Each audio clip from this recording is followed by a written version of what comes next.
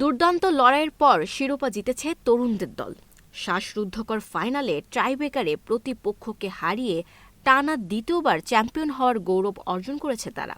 শুক্রবার মালদ্বীপের রাজধানী মালে অনুষ্ঠিত ফাইনালে নির্ধারিত সময় গোলশূন্য থাকার পর টাইব্রেকারে ৪-৩ গোলে জয় পায় বাংলাদেশ অনূর্ধ্ব-২০ ফুটবল দল। এই জয়ে দলটিকে অভিনন্দন জানিয়েছেন প্রধানমন্ত্রী তারেক রহমান। ফাইনালের শুরু থেকেই দুই দলই বলরক্ষককে সামলে আক্রমণে যাওয়ার চেষ্টা করে, তবে নির্ধারিত সময়ে কোনো দলই গোল করতে পারেনি।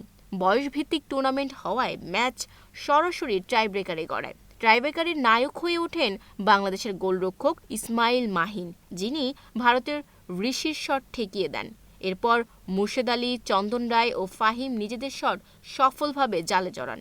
মাঝে কিছুটা নাটকীয় মুহূর্ত তৈরি হলেও শেষ পর্যন্ত যুক্তরাষ্ট্র প্রবাসী রোনান সুলিভান এর নেওয়া নিখুঁত শটেই নিশ্চিত হয় জয়। এই জয়ে মালের জাতীয় স্টেডিয়ামে উপস্থিত হাজারো সমর্থক উল্লাসে মেতে ওঠেন। টানা দ্বিতীয়বার শিরোপা জয়ের মাধ্যমে আঞ্চলিক ফুটবলে নিজেদের শক্ত অবস্থান আরও একবার প্রমাণ করল বাংলাদেশ।